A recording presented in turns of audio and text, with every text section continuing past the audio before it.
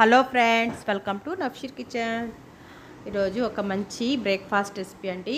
ముందుగా ఒక గంట ముందర ఒక కప్పు వరకు నేను బియ్యాన్ని అయితే నానబెట్టేసి మిక్సీ జార్లో తీసుకున్నానండి. అలాగే ఉడికించుకున్న బంగాళాదుంపను కూడా తోలు తీసేసి ఈ విధంగా వేస్తున్నానండి. తర్వాత హాఫ్ కప్పు వరకు వాటర్ పోసేసి మెత్తటి పేస్ట్ లాగా మిక్సీ పట్టాలండి. మిక్సీ పట్టిన తర్వాత ఒక బౌల్లో ట్రాన్స్ఫర్ చేసుకోవాలి. ఇందులోని ఒక చిన్న టమాటా ముక్కల్లా కట్ చేసి వేస్తున్నాను. అలాగే క్యారెట్ తురుము 2 మీడియం సైజ్ క్యారెట్ తీసుకున్నాను. అలాగే ఆనియన్ అయితే ఒక మీడియం సైజ్ ఆనియను, కొద్దిగా క్యాప్సికము, పచ్చిమిర్చి, రుచికి సరిపడా ఉప్పు ఒక స్పూన్ వేసేసి, మీకు కనుక వెజిటేబుల్స్ ఎక్కువ కావాలనుకుంటే ఇంకొద్దిగా ఎక్కువ వేసుకోవచ్చు. మీకు ఇష్టం వచ్చిన వెజిటేబుల్స్ వేసుకోవచ్చు.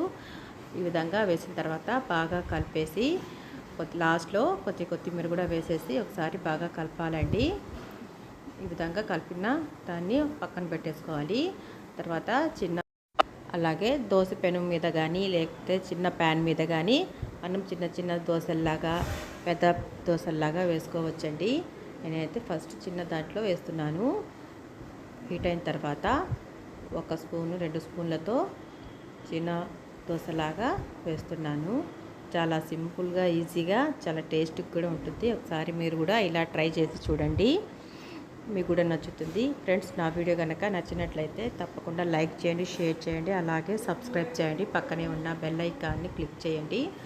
ఒక 2 నిమిషాలు ఉడికిన తర్వాత కొద్దిగా ఆయిల్ అనేది స్ప్రెడ్ చేసేసి మూత పెట్టేయాలండి.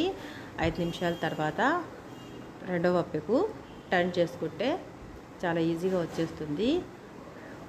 టర్న్ చేసేసుకొని ఒక 5 నిమిషాలు మీడియం ఫ్లేమ్ మీద మనం ఉడికించుకోవాలండి. ఇది స్మాల్ పెనం మీద వేస్తున్నాను. మామూలు దోశ పెనం మీద కనుక వేస్తున్నట్లయితే చాలా ఈజీగా వస్తుంది, పల్చగా కూడా వస్తుందండి. మీరు కూడా ఒకసారి ట్రై చేసి మీకు ఎలా వచ్చిందో నా కామెంట్ ద్వారా తెలియజేయండి. ఇంతే ఫ్రెండ్స్, ఈజీగా రెడీ అయ్యే స్మాల్ దోశ రెడీ. ఈ వీడియో చూసినందుకు థ్యాంక్ యూ.